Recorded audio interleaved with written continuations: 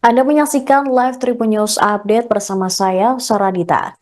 Insiden ledakan pemusnahan amunisi tak layak pakai di Desa Sagara, Kecamatan Cibalong, Kabupaten Garut, Jawa Barat pada Senin kemarin memakan belasan korban meninggal dunia. Sesaat setelah peristiwa terjadi, beredar sejumlah video detik-detik amunisi diledakkan.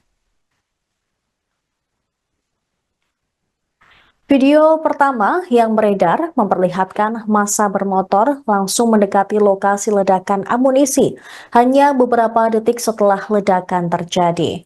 Massa yang mendekati lokasi ledakan adalah mereka yang ingin mencari sisa-sisa materi kuningan yang biasanya bisa dijual atau diolah kembali.